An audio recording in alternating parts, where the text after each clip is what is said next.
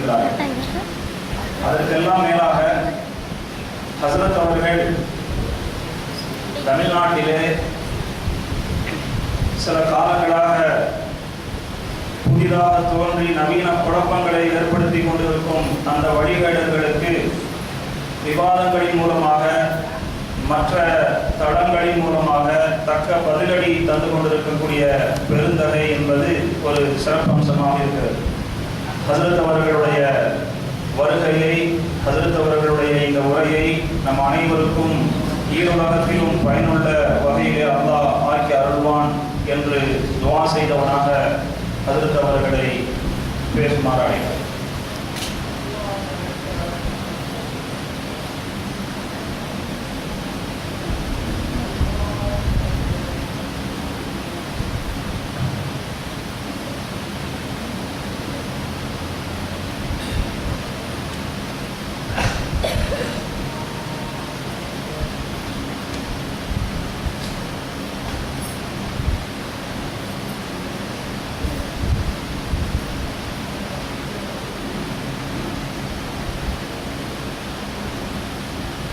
السلام عليكم ورحمة الله وبركاته.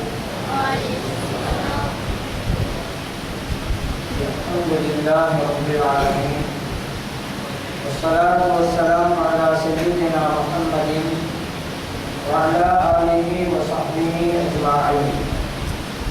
وما توفيقي إلا بالله، لا حول ولا قوة إلا بالله العلي العظيم. سبحانك لا علم لنا إلا ما علمتنا إنك أنت العليم الحكيم. புனிதம் நிறைந்த நிகழ்வில் கலந்து கொண்டு இந்த நிகழ்வை சிறப்பித்துக் கொண்டிருக்கக்கூடிய கண்ணியத்துக்குரிய உலமா பெருமக்களே, அன்பார்ந்த பெரியோர்களே, இளைஞர்களே, தாய்மார்களே, சகோதரிகளே, சிறப்புமிக்க இந்த நிகழ்வுக்கு ஏற்பாடு செய்திருக்கின்ற மதரசா கௌசியாவுடைய போற்றுதலுக்கும் பாராட்டுதலுக்கும் உரிய நிர்வாக பெருமக்களே, புனிதமான நிகழ்வில் நம்மையெல்லாம் பங்களிக்க செய்து நல்லதை சொல்லவும் கேட்கவும் வாய்ப்பளித்த எல்லாம் நல்ல இறைவனை போற்றி புகழ்ந்து எனதுரையை தொடங்குகின்றேன்.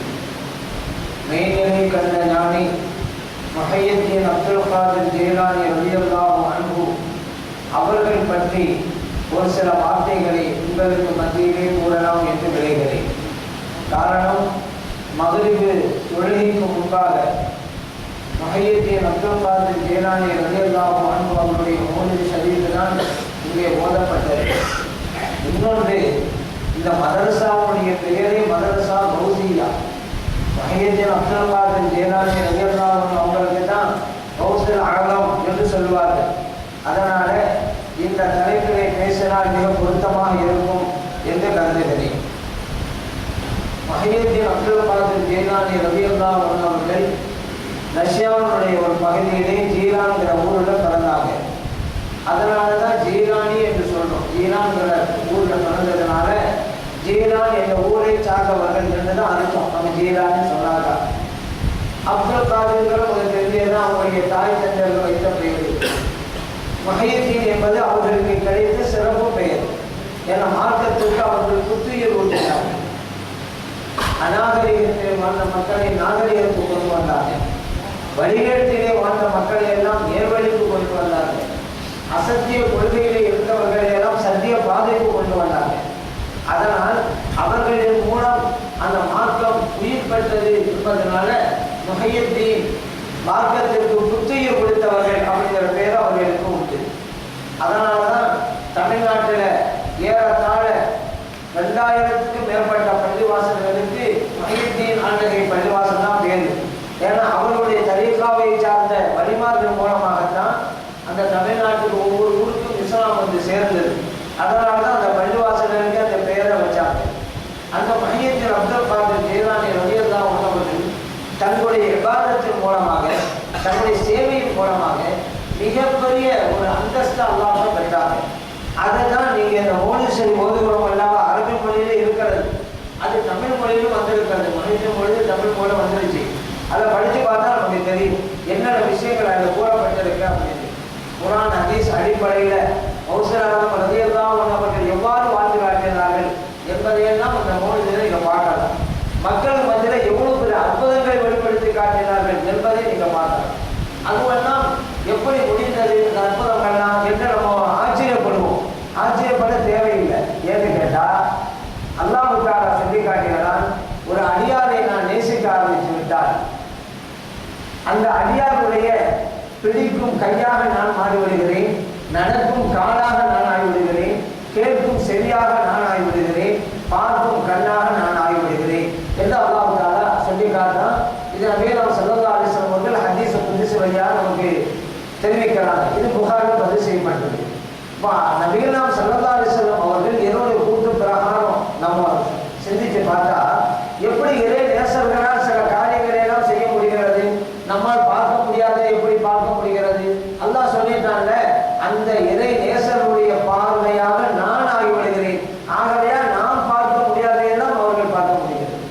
அதே போலதான் கேட்பது என்பது அல்லாஹ் சொன்னாங்க அல்லவா, அந்த இறை நேசர்களுடைய செவியாக நான் ஆகிவிடுகிறேன், அதனால் நாம் கேட்க முடியாததையெல்லாம் அவர்களால் கேட்க முடிகிறது. ரொம்ப ரலியல்லாஹு அன்ஹு அவர்கள் மதீனா ஷரீஃப்ல அந்த மிம்பர் படியில பிரசங்கம் செஞ்சுட்டு இருக்கிறாங்க. அந்த நேரத்திலே யா சாரியா அல் ஜபல், யா சாரியா அல் ஜபல் என்று குரல் கொடுக்கிறாங்க. கேட்டுக்கொண்டிருக்கக்கூடிய சஹாபா பெருமக்களுக்கு என்னன்னு தெரியல. அவன் தொழுகையை முடிந்த பிறகு விளக்கம் கொடுக்கிறான் உமர் ரலியல்லாஹு அன்ஹு. ஏன்னா சஹாபா பெருமக்கள் கேட்டாங்க, நீங்க யா சாரியா அல் ஜபல் என்று திடீர்னு நீங்க ஒரு சத்தம் கொடுத்தீங்களே, என்ன விஷயம்?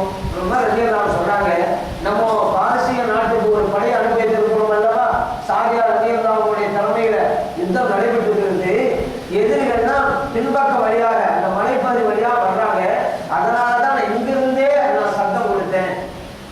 இந்த சப்தத்தை சாரியா ரலியல்லாஹு அன்ஹு அங்க கேட்கிறாங்க. அதுக்கு தாண்டவாறு படைகளை அமைத்துக் கொண்டாங்க. அந்த மலையை கவனித்துக் கொள்ளுங்கள் என்பதுதான் உமர் ரலியல்லாஹு அன்ஹுடைய கூற்று. அது தகவல் போரிட்டாக வெற்றியும் கிடைத்தது. இமாம் பைஹக்கி ரஹ்மத்துல்லாஹி அலைஹி தலாயிலுல் உபாங்கிற ஹதீஸ் கிதாபுல இதை பதிவு பண்ணியிருக்கிறாங்க. பாரசீக நாட்டிலே நடக்கிற ஒரு நிகழ்வு, பன்னூற்றுக்கணக்கான மைலுக்கு அப்பாலே நடக்கிற ஒரு நிகழ்வை எப்படி உமர் ரலியல்லாஹு அன்ஹு அவர்களால் பார்க்க முடிந்தது? அல்லாஹ் சொன்னான் அல்லவா, ஒரு அடியாரை நேசிக்க ஆரம்பிச்சுட்டா அவர் பார்க்கிற கண்ணாக நான் ஆகி விடுகிறேன், அதனால் அவர்களால் பார்க்க முடிகிறது.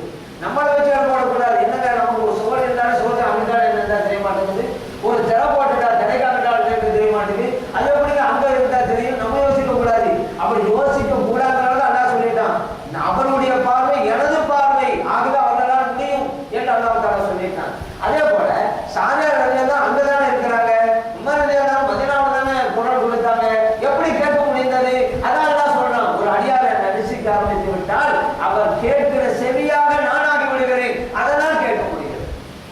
இங்க அற்புதங்கள் நிறுத்த முடியும். நபிகள் ஸல்லல்லாஹு அலைஹி வஸல்லம் அவர்கள் அற்புதத்தை பார்த்தாங்க அல்லவா, எவ்வளவு தொலைவில் இருக்கு கூட பார்த்தாங்களே. நபிகள் ஸல்லல்லாஹு அலைஹி வஸல்லம் அவர்கள் முகத்தாங்கிற இடத்துல யுத்தம் நடக்குதுங்க. அங்க ஒவ்வொரு சஹாபியாவும் பார்த்தாங்க. ஃபர்ஸ்ட் ஸைத் ரலியல்லாஹு அன்ஹு நபிகள் ஸல்லல்லாஹு அலைஹி வஸல்லம் அவர்கள் துல்லியமாக அறிவித்து காட்டுறாங்க. மஸ்ஜித் நபவியில் இருந்துகிட்டு சஹாபா பெருமக்களுக்கு முகத்தாங்கிற இடத்துல நடைபெறுகிற நிகழ்வை துல்லியமாக அப்போதைக்கு அப்போது சொல்லி கொடுத்துக்கிட்டே இருக்கிறாங்க.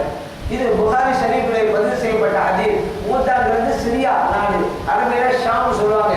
சிரியா நாட்டிலே ஒரு இடம் அங்கே நடைபெறுகிறது. அருமை தோழர்களே, இப்பொழுது ஸைத் ரலியல்லாஹு அன்ஹு ஷஹீதாகி விட்டார்கள் என்கிறார். இன்னும் கொஞ்சம் நேரம் போகிறது, அருமை தோழர்களே, ஜாஃபர் ரலியல்லாஹு அன்ஹு ஷஹீதாகி விட்டார்கள் என்கிறார். ஏன்னா அடுத்த தளபதி ஜாஃபர் ரலியல்லாஹு அன்ஹு தான். அப்புறம் நபிகள் ஸல்லல்லாஹு அலைஹி சொல்றாங்க, அருமை தோழர்களே, இப்போது ஜாஃபர் ரலியல்லாஹு அன்ஹு ஷஹீதாகிட்டாங்க, அப்துல்லாஹ் இப்னு ரவாஹா ரலியல்லாஹு அன்ஹு தலைமையேற்று நடத்துகிறார்கள் அப்படிங்கிறாங்க. இன்னும் கொஞ்சம் நேரம் ஆகுது, அப்துல்லாஹ் இப்னு ரவாஹா ரலியல்லாஹு அன்ஹு அவர்களும் ஷஹீதாகி விட்டார்கள் அப்படிங்கிற செய்தியை சொல்றாங்க. அப்புறம்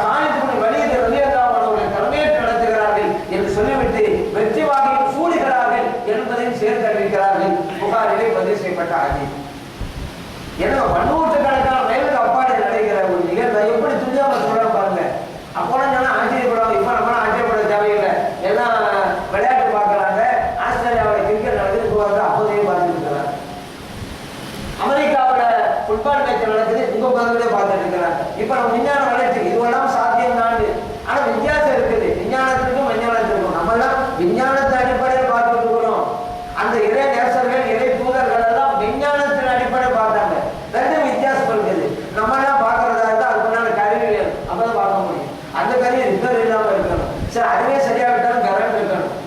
இவ்வளவு இருந்தால் தான் பார்க்க முடியும். என்ன இருக்குது? நோ சிக்னல் வேண்டாம் பார்க்க முடியாது. இது நம்முடைய குறைபாடு, விஞ்ஞானத்துடைய குறைபாடு. ஆனா விஞ்ஞானம் அப்படி இல்லை. எந்த சாதனம் தேவையில்ல பார்ப்பான். அதான் விஞ்ஞானம். நபிமார்கள் மூலமாக இந்த அற்புதங்கள் வெளிப்பட்டால் அது முயற்சிதான் பேர் கொடுக்கும். வழிபாடு மூலமாக இந்த அற்புதங்கள் வெளிப்பட்டால் அது கராமத்துக்கு பேர் கொடுக்கும். ரெண்டையும் செய்வது இறைவன். இந்த அற்புதத்தை வெளிப்படுத்துவது இறைவன்.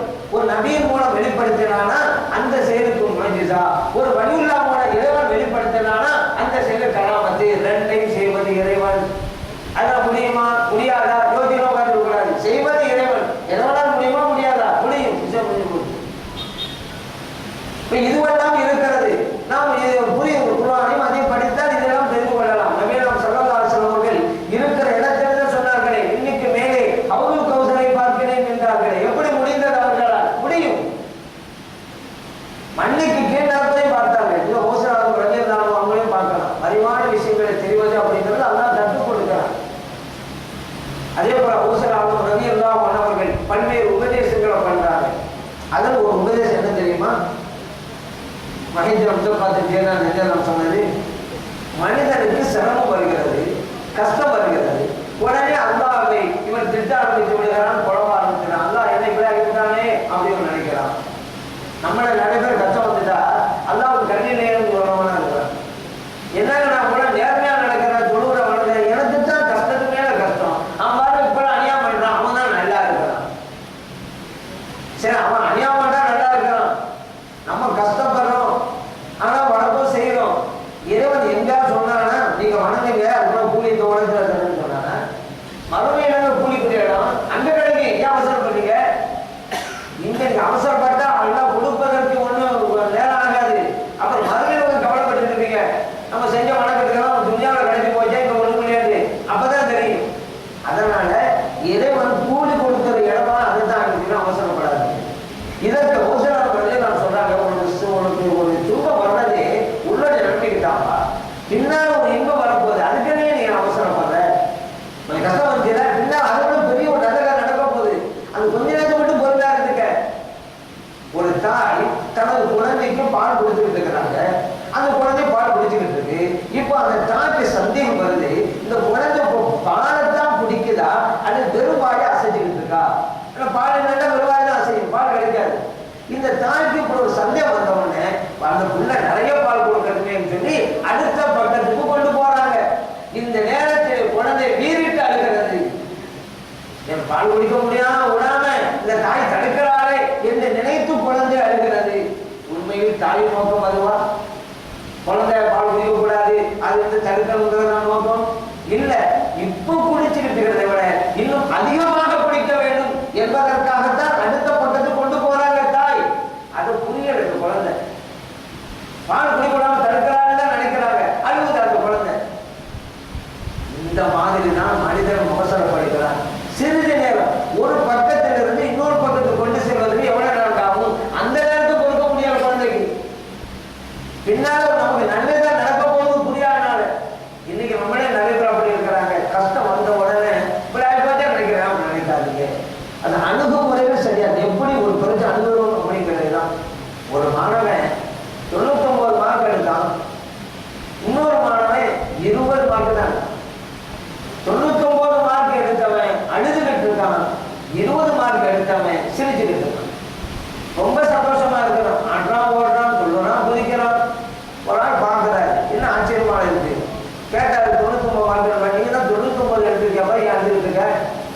அவன் சொன்னா 100 மார்க் எடுத்து நான் நினைச்சேன், எனக்கு ஏன் 100 மார்க் எடுத்தேன், 1 மார்க் போச்சுட்டு, அதனால தான் எனக்கு தாங்க அழுதுகிட்டு இருக்கேன். அப்படியே அவங்க 20 மார்க் எடுத்தாலும் சிரிச்சுக்கிட்டு இருக்கான்.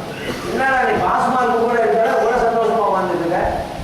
அதுக்கு அவன் சொன்னா, நான் எழுதுன எடுத்துக்க 5 மார்க் கூட கிடைக்காதுன்னு நினைச்சேன், ஆனா 20 மார்க் கிடைச்சு போச்சு, அதனாலதான் நான் சந்தோஷமா இருக்கிறேன் அப்படின்னு அவன் சொன்னான். இப்போ அணுகிற முறைதான். 99 எடுத்தவன் அழுகிறான், 20 எடுத்தவன் சிரிக்கிறான். ஒவ்வொரு அணுகுமுறை. மகேந்திரம் ஜீரானி ரலியல்லாஹு அன்ஹு அவர்கள் அழகான வழிமுறை நமக்கு கற்றுத்தருகிறார் அல்லவா? நீங்க பாருங்க, நம்முடைய அணுகுமுறைக்கு எதை நேசர்களுக்கு எப்பவுமே வித்தியாசம் இருக்கும். 2 பேர் ஊரிலிருந்து வெளியூருக்கு புறப்படுறாங்க.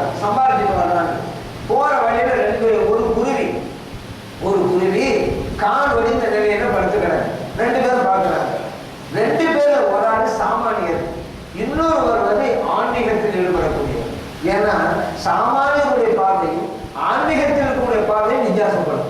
அதற்கு தான் ஒரு அணுகுமுறை இருக்காது சொல்லுவாங்க.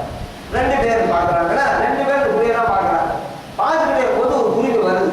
அந்த குருவியுடைய வாயில இலை இருக்குது. வந்து அந்த காலெடுத்து குருவிக்கு அது குடிச்சு விட்டுது. ரெண்டு பேரும் கவனிக்கிறாங்க. முடிஞ்ச பிறகு ரெண்டு பேரும் ஒரு ஆள் ஊருக்கு திரும்புறாரு. இன்னொரு ஆள் வந்தது எதுக்கு, சம்பாதிக்கிறாங்க வெளியூருக்கு, அது போறாரு. ஏன்? ரெண்டு பேரும் ஒரு நிகழ்ச்சியை தான் பார்த்தாங்க. ஆனா ரெண்டு பேரும் வெவ்வேறு பாடங்களே பெற்றார். ஊருக்கு திரும்பினார் பாருங்க, அவர் காணொலிந்து குருவியை தான் பார்த்தார். என்ன காணொலிந்து கிடைக்கிறது, இது எப்படி ரிசல்ட் கிடைக்குமோ நம்ம நினைச்சுக்கிட்டு இருந்தோம். அங்கேருந்து ஒரு குருவி வந்துச்சு, கொடுத்துருச்சு. எல்லாம் நினைச்சா எங்களுக்கு தான் ரிசல்ட் கொடுப்பாங்க. அப்படி கூட நம்ம ஏன் வெளியூருக்கு போகணும்? உள்ளூர்ல தான் நல்லா ரிசல்ட் தரதானே செய்வான். அந்த காணொலி குருவிக்கு கொடுக்கறதா நமக்கு தரதானே செய்வான். அப்படியே வெளியூருக்கு போனேன் அப்படின்னா அவர் திரும்பிட்டார். இவர் காணொலிந்த குருவியை பார்த்தார், அதனால் திரும்பினார். இன்னொரு போனார்ல வெளியூருக்கு சவால்ட்டு அவன் அவர் வெளியூர் தான் போறாரு. ஏன் தெரியுமா? அவர் பார்த்தது அங்கே வந்துச்சு பாரு குருவி, அதை பார்த்தாரு. இந்த குருவி இறையை தேடி தானும் சாப்பிட்டு அடுத்தவங்களுக்கும் கொடுக்குதே, நானும் அப்படித்தான் வெளியூர் போவேன், சம்பாதிப்பேன், நானும் எடுத்துக்கிடுவேன், மற்றவங்களுக்கு கொடுப்பேன் இந்த குருவியை போல என்று நினைத்தார். அவர் வெளியூருக்கு போனார். நிகழ்வு ஒன்று, பாடங்கள் ஒன்று. அணுகுமுறை கரெக்டா இருக்குங்க. அப்ப நம்மளோட வாழ்க்கையை நீங்க நிறைய பார்க்கலாம். சில கஷ்டங்கள் வரும், அதுவும் பெருசுபடுத்தி இருக்கும். அடுத்த ஒரு திட்டிடுவோம், அது பெருசு. அப்படிலாம் நினைக்காதீங்க.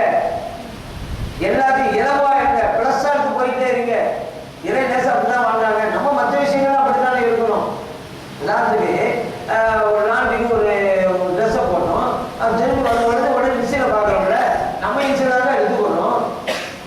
வேற இன்சிலாக இருந்தாப்பா என்னுடைய ரொம்ப கொடுத்துடுறோம்ல. இப்போ அடுத்த நம்மளை திட்டோம்னா அது பெருசுபடுத்தானே, நமக்கு தந்ததல்ல இந்த வார்த்தைகள். அதனால் அவனுக்கு நான் திருப்பி விட்டுருங்க. வக்கீல் நோட்டீஸ் வருது, உடனே தாங்க வக்கீல் நோட்டீஸ் வாங்கிருக்கீங்களா? வாங்கி பார்த்தீங்கன்னா இல்லப்பா பக்கத்து கொடுக்க அப்படின்னு.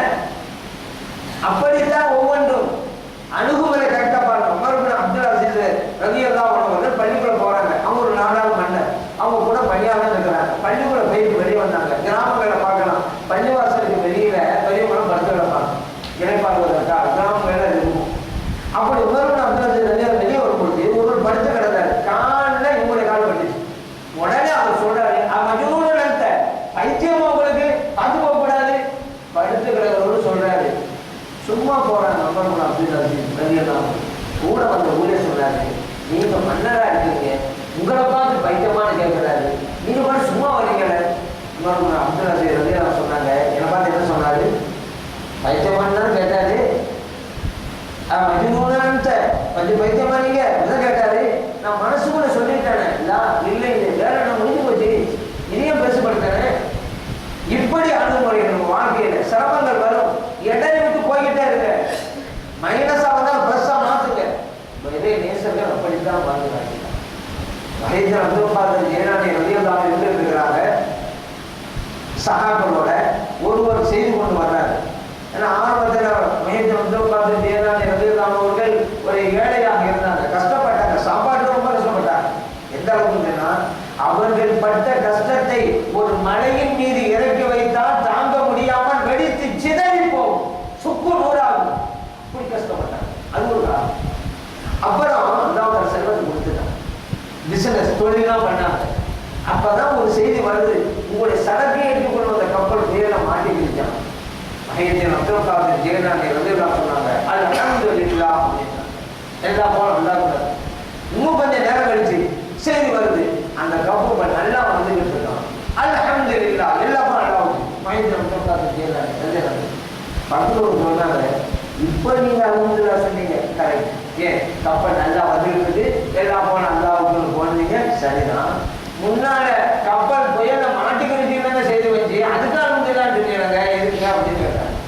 மகேந்திர அப்துல் காதர் ஜீலானி ரலியல்லாஹு சொன்னாங்க, கப்பல் புயல சிக்கிவிட்டது என்பதற்கான அல்ஹம்துலில்லாஹ் சொல்லல, சிக்கிய கப்பல் இப்ப நல்லா வந்துகிட்டு இருக்குன்னு செய்தி வச்சு அதற்கான அல்ஹம்துலில்லாஹ் சொல்லல.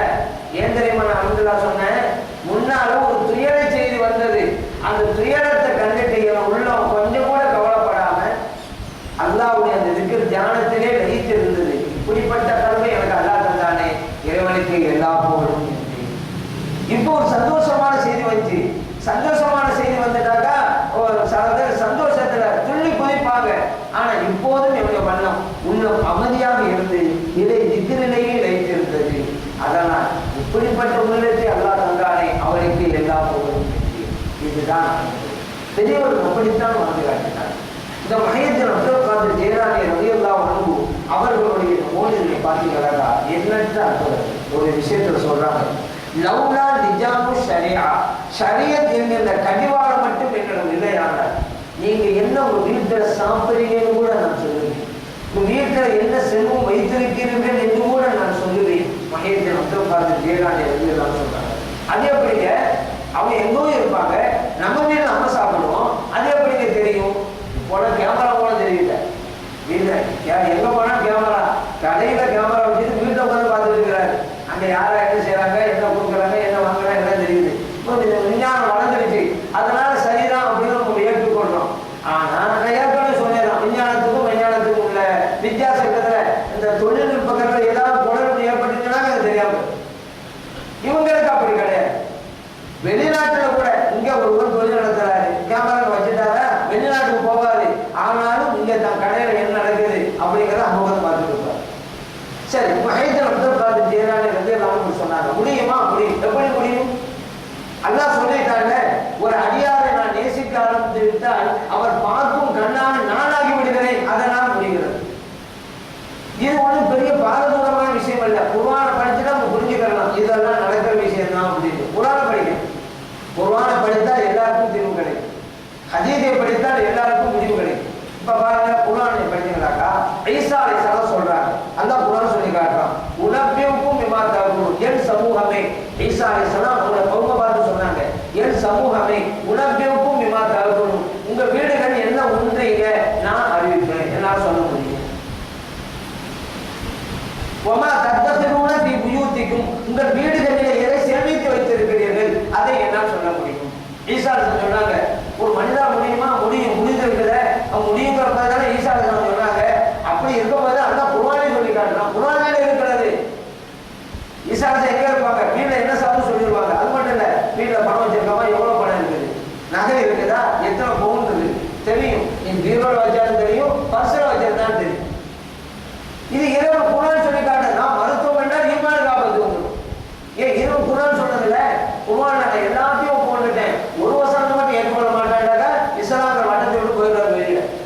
எல்லாத்தையும் ஒப்புக்கொள்ளணும், இது குர்ஆனில் இருக்கிறது.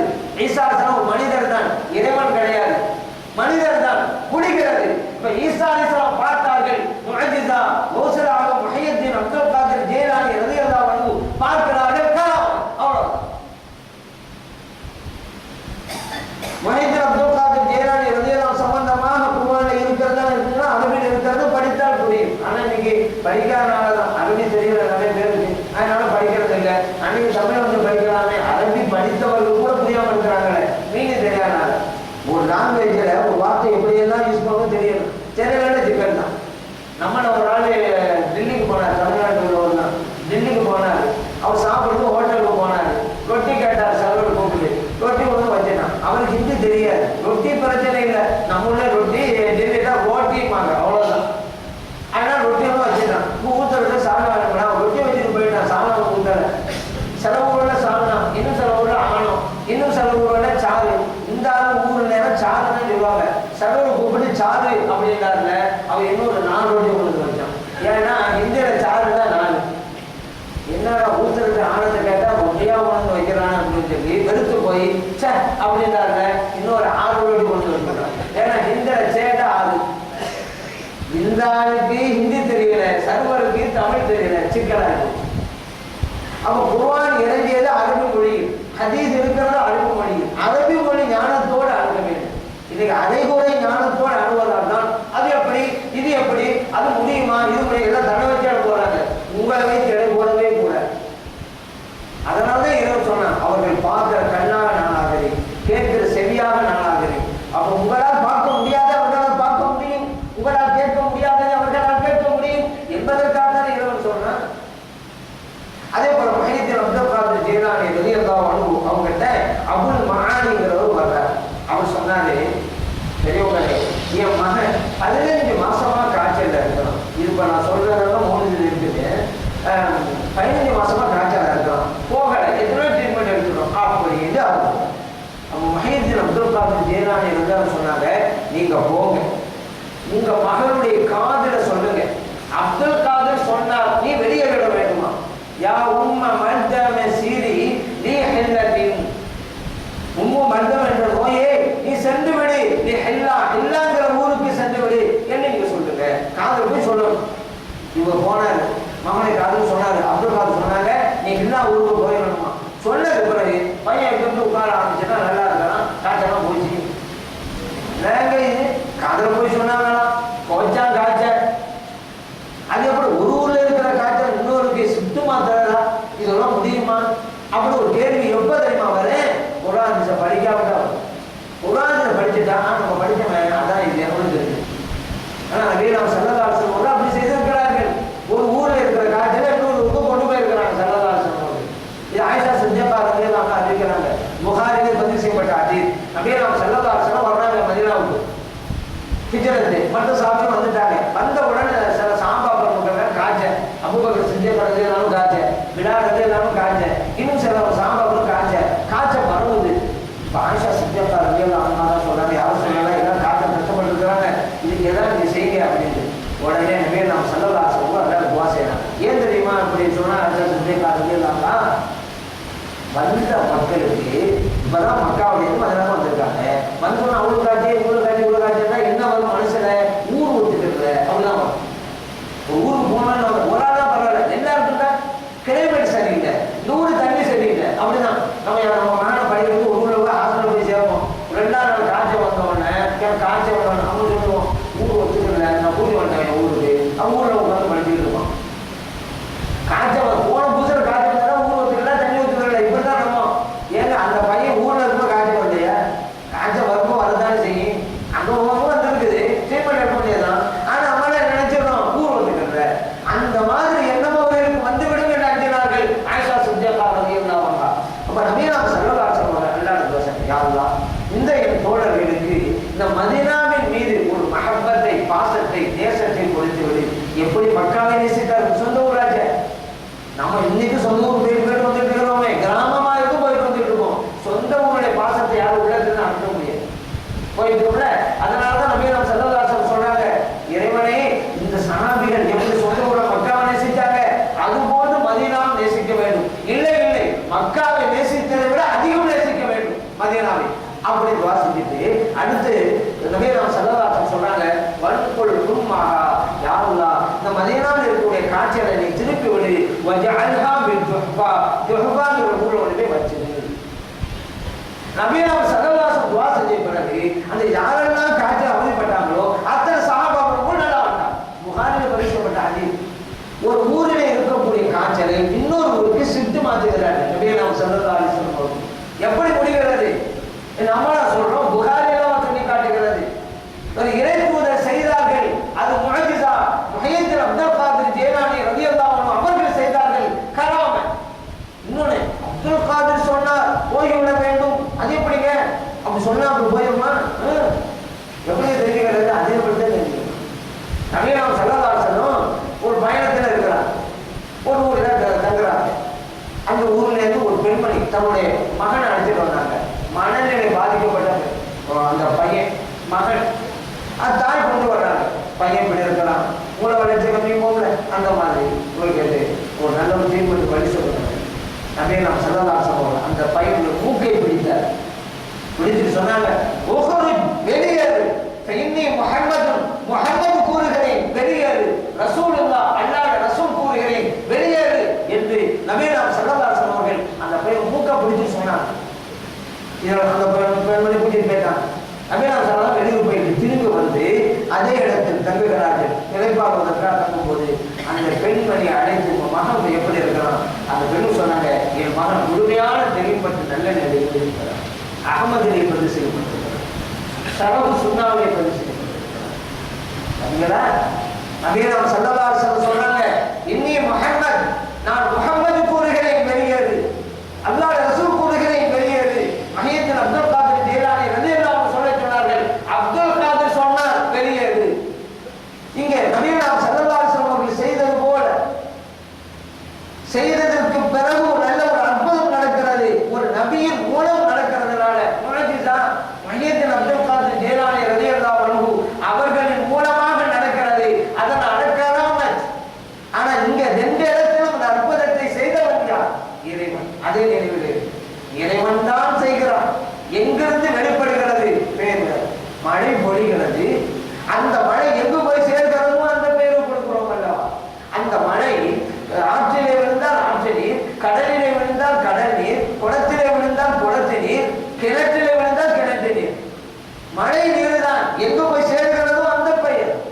இறைவன் செய்கிறான். யாரிடமிருந்து செய்கிறான்? பெயர் மாறுகிறது, செய்வது இறைவன். அதனால நம்மளோட மூளை தூக்கி வச்சிருக்கோம். நமக்கு எல்லாம் தெரியும், சொல்ற அப்படித்தானே. அது எப்படி இது எப்படி நமக்கு ஒண்ணு தெரியாது நினைக்கிறேன். எல்லாம் குரான் சொல்லிடும், ஊத்திட்டும் எதற்கு இல்லா கலியிலா, உங்களுக்கு வழங்கப்பட்ட ஞானம் அற்பம் சொற்பம், அதை வச்சு இடப்படாதீங்க. முடியுமா முடியலான்னு நிறைய பேர் அப்படிதான். அதனாலதான் அறிஞர்களுடைய இடத்துக்கு வந்தா எங்கே உங்களுடைய செருப்பை கலப்பி வைக்கிறீர்களோ அங்கே உங்களுடைய அறிவையும் சேர்த்து கலப்பி வைத்து விட்டு உள்ளவாங்க. காலி பாத்திரத்தோடு உள்ளவாங்க. பாத்திரம் காலியா இருக்கட்டும், அப்பதான் சொல்றாங்க போகும். வரும்போதே பாத்திரத்தை நடப்பிக்கிட்டு உட்கார்ந்து வச்சுக்கிறேங்க. சொல்றதை எப்படி போகும்? அதான் நடப்பி வைக்க எல்லாம் தெரியும். எல்லாம் தெரிந்தவனும் இல்லை, எதுவுமே தெரியாதவனும் இல்லை. எவ்வளவு ஞானம் அவ்வளவு பறந்து விழுந்தது. நம்ம என்னவோ எல்லாம் 4 விஷயத்தை படிக்கணும் எல்லாரும் நினைச்சிடும். கதர் அலிஸ்லாம் மூசா அலிஸ்லாம் கடலை பயணம் செய்யறாங்க. அப்போ ஒரு குருவி வந்து கடலிலே ஒரு சொட்டு தண்ணீரை எடுத்தது. கதர் அலிஸ்லாம் சொன்னாங்க, மூசா அலிஸ்லாம் அவர்களே பாருங்கள், சிட்டுக்குருவி ஒரு சொட்டு எடுத்ததல்லவா, அந்த அளவுதான் நானும் நீங்களும் உலக மக்களும் பெற்ற கல்வி என்றால் நாம் பெற வேண்டிய கல்வி பறந்து விரிந்து கிடைக்கிற இந்த கடலை போல இருந்தார். அவ்வளவு இருக்கிறது தான். அலி ரலியல்லாஹு பற்றி நமக்கு தெரியும், எவ்வளவு சிறந்தவங்க உயர்ந்தவங்க, ஞானத்தினை மேலோங்கியவர்கள் தெரியும்ல. அவருடைய திறமையை பற்றி சொல்றதா இருந்தா, இந்த ஒரு யூதர் அலி ரலியல்லாஹு அன்ஹு ரொம்ப சிறந்தவங்க அறிவார்த்தவங்க சொல்றாங்க. அதை நம்ம எப்படி டெஸ்ட் பண்ணணும் சொல்லி டெஸ்ட் பண்றாரு ஒரு யூதர். அலி ரலியல்லாஹு அன்ஹு ஒரு கேள்வி வைக்கிறார். அலி ரலியல்லாஹு அன்ஹு, உலகத்தில் எத்தனை பிராணிகள் இருக்கு? சில பிராணி குட்டி போடுது, இன்னும் சில பிராணி முட்டை இடுது.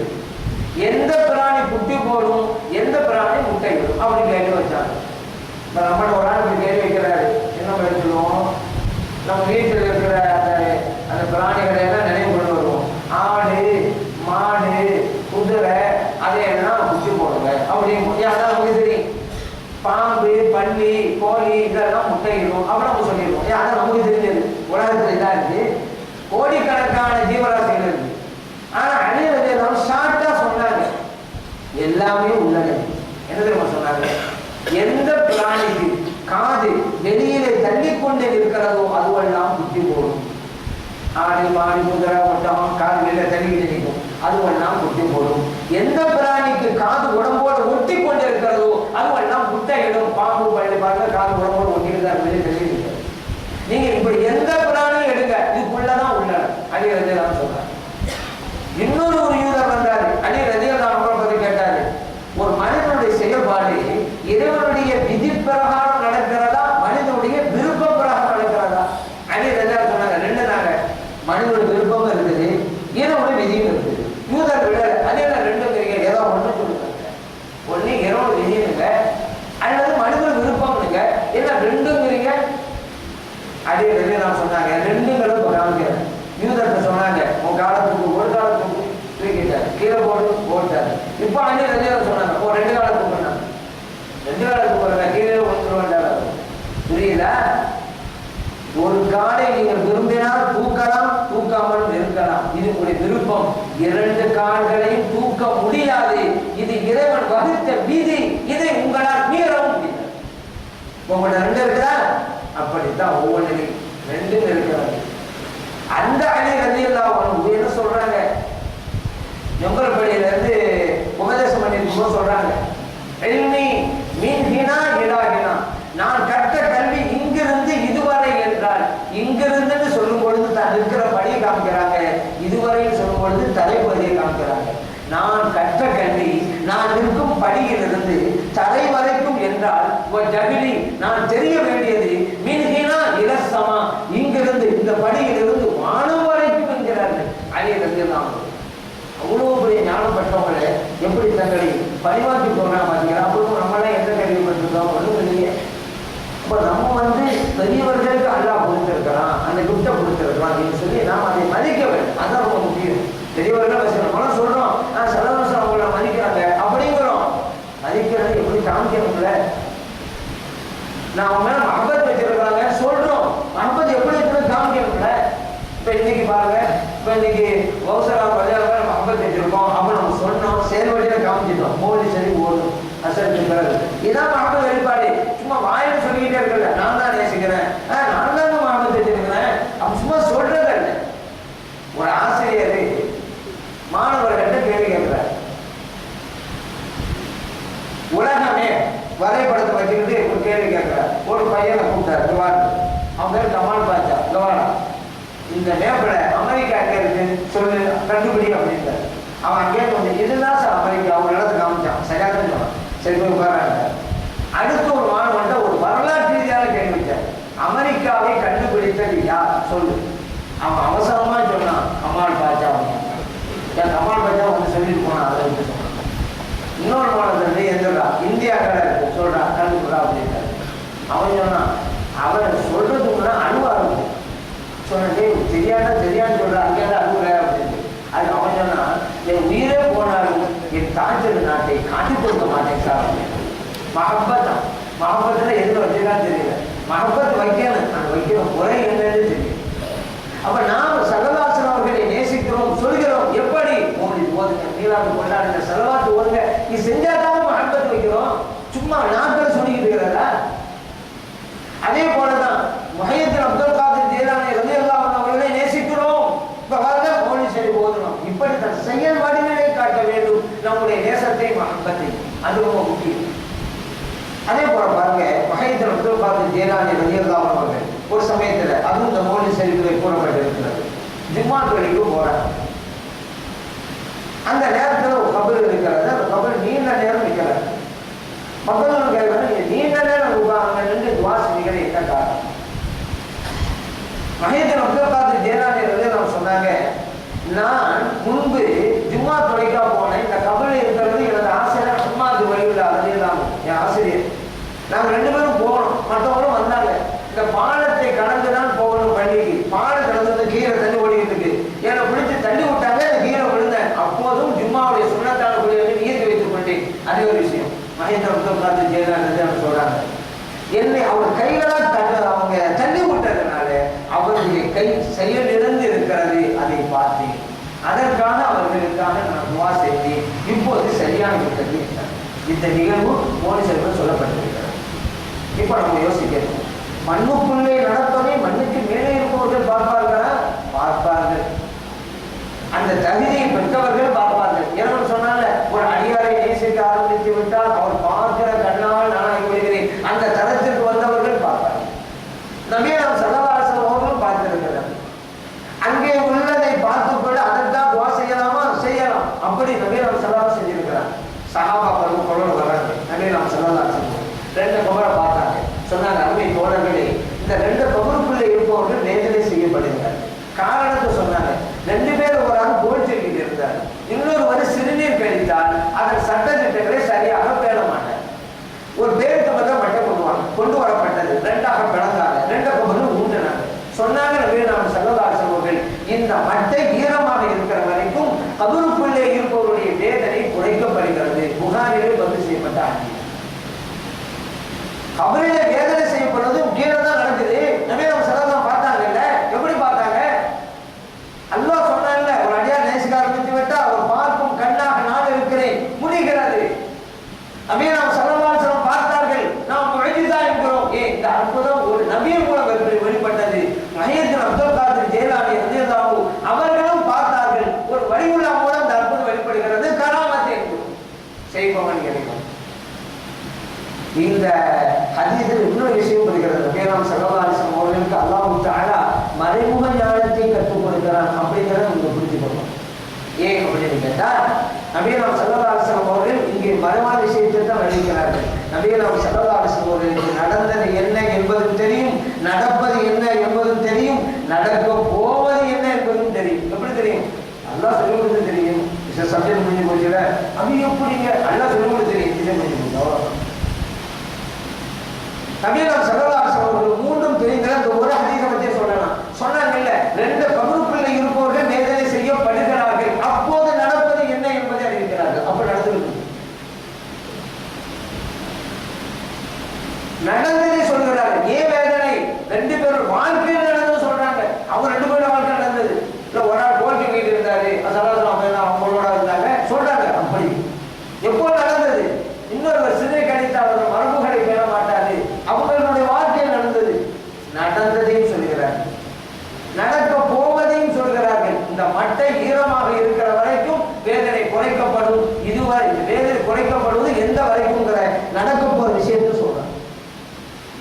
இதுதான் நம்பி நாம் செல்லலாம்.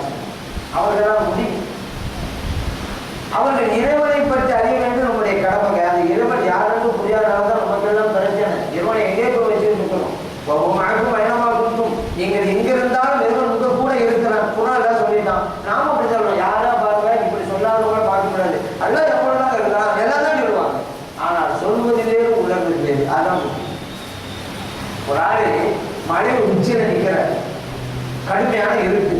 கால்தடிக்கு கீழே விழுந்துட்டார். உச்சியில அப்படியே வந்துட்டே இருக்கிறாரு. அவர் நினைக்கிறாரு கீழே விழுந்துட்டா முடிஞ்சு போச்சு, சுப்பு நூறா போயிருவோம், அவ்வளவுதான் அப்படின்னு நினைச்சுக்கிட்டே தான் வர்றாரு. வர்ற வழியில ஒரு மரத்துடைய கிளை கிடைச்சிட்டு பிடிச்சுக்கிட்டார். அப்பதான் எல்லாம் கூப்பிடுறாரு, யாருதான் நீ நான் காப்பாத்தேன்னு, இந்த கடுமையான இருக்குல்ல உன்னை விட்டா யாரு இருக்கிறது, எல்லாம் கேட்டா நான் தான் காப்பாற்றணுமா? ஆமா இதுல என்ன சந்தேகம் இருக்கு, யாரும் இல்லை இல்லை நீ தான் காப்பாத்தேன்னு. அப்ப எல்லாம் சொன்னா நான் சொல்றது செய்வீங்களா அப்பதான் காப்பாத்துறேன், நீ என்ன சொன்னாலும் செய்யறது, நீ ஒண்ணு ஏவானா நீ பிடிச்சிட்டீங்களா கீழே அதை விட்டு நான் காப்பாற்றலாம்னு சொன்னாங்க.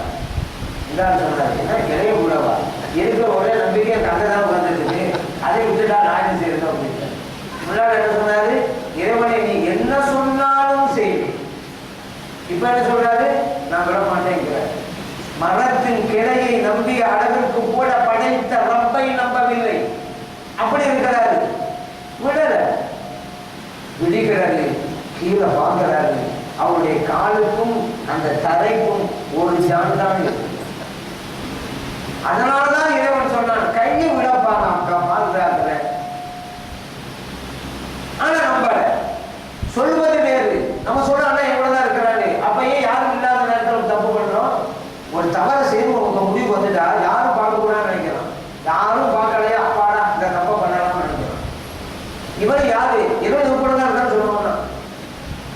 சொல்வது வேறு, உணர்ந்ததுதான் செய்வானா? ஆனா மக்கள் தானே பார்க்கல, மக்களுடைய பார்வையை தானே மறைச்சோம். நம்ம கூட இருக்கிற இறைவனுடைய பார்வையை மறைத்தோமா? மறைக்கத்தான் முடியுமா? நம் இறைவன் கண்காணிக்கிறானே, நம் கூட இருந்து பார்க்கிறானே, எப்படி இந்த பாவத்தை செய்வது என்று நினைத்தானே யார் இவன்? அந்த குழந்தை இருக்கான்னு சொல்லுவாங்க. சொல்வது உணர்வது. இறைவன் ஒருவன் இருக்கிறார்கள், ஒவ்வொரு பொருளும் அறிவிக்கும். ஆனா நீங்க நிறைய பேர் ஆதாரம் எதுவும் தேவையில்லை, புள்ளி செய்யும் எதிர்வு அந்த விலாகவாகி உலகத்தை ஒவ்வொரு பொருளும் அறிவித்துக் கொண்டே இருக்கிறது. இறைவன் ஒருவன், இறைவன் ஒருவன். ஆனா இந்த சில பேர் எடுத்துவாங்க இறைவனா இல்லை, எல்லாம் இயற்கை அப்படிமா. இப்படி இயற்கை இறைவனை என்று மறுக்கக்கூடியவர்களுக்கு பேர் தெரியுமா? பகுத்தறிவாதிகள். பகுத்தறிவுன்னு ஒருத்தர் இருந்தா ஏன் இறைவன் சொல்ல போறான்? பகுத்தறிவு இருந்தாலும் சிந்திப்பானே இறைவன் என்னங்க போற வழியில ஒரு மனிதனுடைய காற்றாளம் இருக்கிறது. அப்ப இவன் சொல்றான் இந்த வழியா ஒரு மனிதன் போயிருக்கிறான். நம்ம சொல்றான் இல்லைன்னு விடமாட்டேங்கிறான். என்ன மனிதன் போகலையா? மனிதன் போகட்டா எப்படியா காற்றாளம் வர? நிச்சயமா போயிருக்கணும், உறுதியா நிற்கணும். இன்னொரு வழியா ஒரு போகும்போது ஒரு மாட்டின் சாணம் கிடக்குது, ரஜிஸ்தான். நம்ம சொல்றோம் சாணம் இருக்குது அப்படிங்கிறோம். ஆனா மாடெல்லாம் இங்க வரல அப்படிங்கிறோம். அவன் விட மாட்டேங்கிறான். மாடு வரலையா? மாடியில விட இப்படி சாணம் வருங்கிறான். ஒரு அற்பமான பொருள். மனிதன் இல்லையானால் காத்தடம் இல்லைங்கிறான், மாடு இல்லையானால் சாணம் இல்லைங்கிறான். ஆனா பிரம்மாண்டமான சூரியன், பிரம்மாண்டமான சந்திரன், பிரம்மாண்டமான வானம், பூமி, இது வந்து சாணம் வந்துச்சுங்கிறான். அப்ப அறிவு பொருந்துதா இது? அப்ப என்ன அறிவு? நீ பகுத்தறிவா? இது தமிழ்நாட்டில் ஒரு கொடுமை. கடவுளை மறுக்கக்கூடியவர்களுக்கு பகுத்தறிவார்கள், மகாம்களை மறுக்கக்கூடியவர்களுக்கு தௌதிவாதம் போய்விட்ட மாதிரி. வடிகட்டிய கஞ்சனுக்கு சொல்லுவாங்க, இது யார் தெரியுமா? வாரி வழங்கும் பால் வளர சீரக்காய்ப்பாங்க கஞ்சனுக்கு, வஞ்சக புகழ்ச்சிப்பாங்க. அந்த மாதிரி ஆகி போச்சு. ஒவ்வொரு பொருளையும் நீங்க பாருங்க. இப்போ நம்ம கண்ணுக்கு தெரியல அவசியம் கிடையாது. ஒரு பால் இருக்கிறது, பாலை காண்பித்து இது தயிர் இருக்கிறது நான் சொல்றேன், நீங்க நம்பித்தான் ஆகணும். தயிரா? எங்க இருக்கு தயிர்? ஆனா கிடையாது தெரியல, கண்ணுக்கு தெரியல, ஆனா தயிர் இருக்கிறதா இல்லையா பால்? ஒரு தேங்காயை காண்பித்து இந்த தேங்காய் கூட தென்னை மரமே இருக்கிறதுங்கிறனா, என்னங்க மரத்துக்கும் தேங்காய்க்கு வித்தியாசம் தெரியாம இருக்கிறீங்க? தேங்காய் கூட எப்படிங்க மரம், அவ்வளோ பெரிய மரம் எனக்கு இது இருக்கும். அந்த தேங்காய் மண்ணுக்குள்ள போட்டா தென்னை மரமா வந்துருச்சு. அந்த தென்னை மரம் தேங்காய் கூட தான் இருந்துச்சு. ஆனா நான் பார்க்கும் பொழுது தென்னை மரம் தெரியல. அதற்காக தென்னை மரம் இல்லை என்றாகுமா? இல்லை என்றால் எப்படி தென்னை மரம் வந்தது? நம்ம கண்ணுக்கு தெரியலைங்கிறதால மறுக்கக்கூடாது. இப்ப காற்று கண்ணுக்கு தெரியல இல்லைன்னு சொல்லுவோமா? உணர்கிறோம். அந்த மாதிரி இறைவன் உணரணும். ஒரு நாட்டிய ஆசிரியர் பிள்ளைகளுக்கு பாடம் நடத்துறாரு. அப்போ சொல்றாரு பிள்ளைகளா மாணவர்களுக்கு, அப்புறம் நாட்டியவாதி வாத்தியாரு, நம்ம எதையும் கண்ணால் கண்டால் நம்ப வேண்டும், கண்ணுக்கு தெரியலன்னா இல்லைன்னு அர்த்தம். அப்படி விளக்கத்தை கொடுத்துட்டு நீங்கள் எல்லாம் இறைவனை பார்க்கிறீர்களா அப்படின்னா எல்லாம் சொன்னாங்க இல்லை சார் அப்படின்னாங்க. இதுல என்ன புரிகிறது? இறைவன் இல்லை, கண்ணு தெரிஞ்சாதான். உடனே ஒரு மாணவன் வந்தான், வந்து தன் சாக்கரை பார்த்து திரும்பினான். என் நண்பர்களே, வாத்தியார் சொல்லிட்டாரு, எனக்கு கண்ணுக்கு தெரிஞ்சாதான் நம்பணுமா, இல்லாட்டி இல்லை அப்படின்ட்டாரு. உங்கள்கிட்ட ஒரு கேள்வியை நான் வைக்கிறேன், நம்ம வாத்தியாரோட மூளை உங்க கண்ணுக்கு தெரியுதான்னு கேட்டேன். எல்லாம் சொன்னாங்க இல்லப்பா அப்படின்னு. இதுல என்ன புரிகிறது? நம்ம வாத்தியாருக்கு மூளை இல்லைன்னு புரியுதுதான். இறைவன் ஒருவனுக்கு ஒவ்வொரு பொருள் வரைக்கும் இறை நேசர் அப்படி மாட்டார்கள். அதனால்தான் அவர்களுக்கு தப்புவா இருந்தது. எதை பற்றி மஞ்ச மாட்டார்கள். இறைவன் இறை நேசர் சொல்லும் பொழுது அவர்களுக்கு பயம் இல்லை. வலா யஹ்சனூன் வலா ஹும் யஹ்சனூன், அவர்கள் துக்கம் கொள்ளவும் மாட்டார்கள். ஏன்? இறைவனுக்கு அஞ்சினாங்க, வேறு எதை பற்றி அப்படிப்பட்ட இறை நேச மாட்டார்கள். இதே மையத்தின் அப்துல் காதர் ஜீலானி ரலியல்லாஹு அன்ஹு அவருடைய மௌலிதிலே கூறப்பட்ட இன்னொரு நிகழ்வும் ஒன்று இருக்கிறது. என்னன்னு கேட்டா,